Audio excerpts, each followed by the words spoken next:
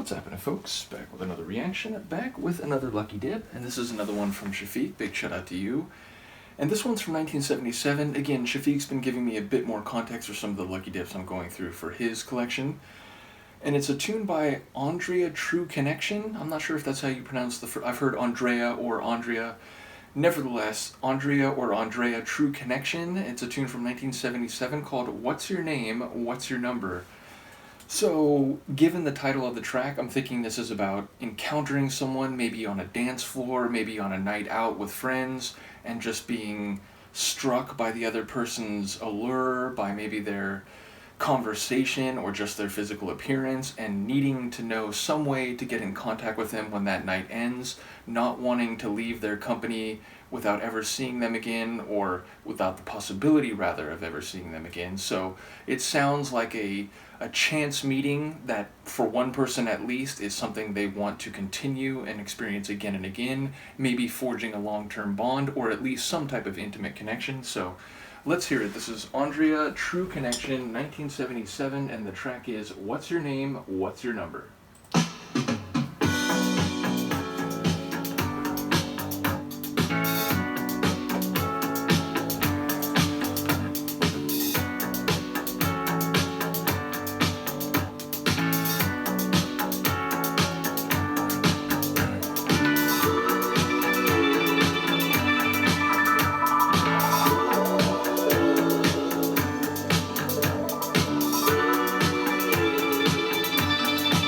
Fluttering melodic line, some soulful supporting vocals. Oh!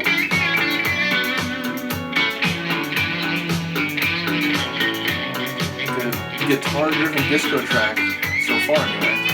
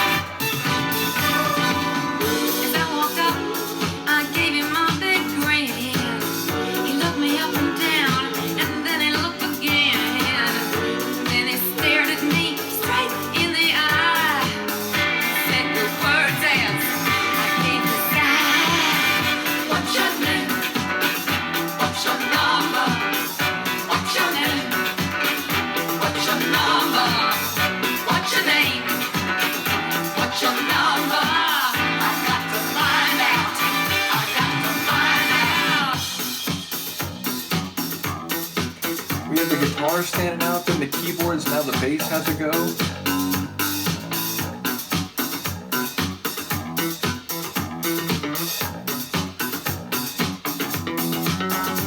What's your name, what's your number? What's your name, what's your number? What's your name, what's your number? What's your name, what's your number? What's your name, what's your number?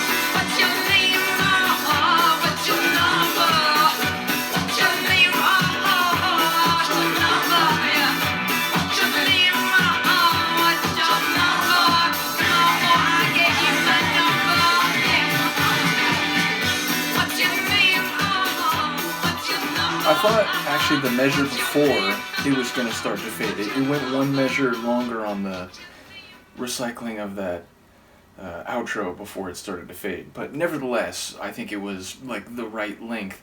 That is a toe-tapping, very danceable disco tune. Again, disco is something that was largely fading, at least in terms of its mainstream popularity by the time I was a little kid and growing up. I certainly remember hearing hints of it here or there as a single-digit kid, but by the time I was old enough to start paying attention to music, synth pop and 80s rock were sort of the main staples on the radio.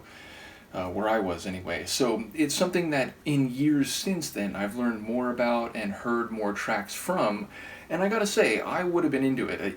Again, I think some disco tracks are better than others, and there's certain conventions, like some disco has a lot of strings in it, some is guitar-led, which is what this one felt like. Certainly that opening when the guitar comes in, it was like arresting, like, oh my god, do you hear that guitar? And ultimately some of it is maybe more vocal-driven. But either way, it's a genre I think I would have enjoyed, and that track definitely would get people dancing on the dance floor. I enjoy the short narrative. There's not a whole big story, but definitely there's a bit of a story. She goes to the disco, sees this compelling guy across the way, he catches her eye, she's interested, she wants to know who he is, then she sees him talking to his buddy, and she can tell that he's saying something about her, like, ooh, who's she? I want to get her number. So there's just an immediate visual connection, and then she walks up, he's smiling at her, or she's grinning at him, and then he says, hey, who are you? Like, I want to know about you, I want your number, and she's sighing at that. It's just an immediate visceral and visual attraction. So there's a very clear story being told. We don't know what happens. Again, maybe it's something that doesn't work out in the long term, but they're certainly going to try, and they're going to see, how compatible they are. I like the different instrumentation along the way. Again, the guitar really stands to the fore at the beginning, and then again a little bit later, and then even in a slightly different configuration after that. The keyboards in the opening, there was that fluttering sort of keyboard melody, and then there was a section after the guitar part of the intro where we heard another little keyboard interlude. Then the bass really takes its turn, and it's just grooving away. If I had one slight criticism of the track, it would be some of her vocalizations in the middle section where it sounds like she's kind of doing an impression of the guitar work or just of the melody. I didn't dislike it, but again, it felt like what someone does when they hear a track and they're kind of humming along to a guitar line. It felt like a bit like meta, almost like, oh, this is like she's kind of like doing an impression of what the song sounds like, but into the microphone.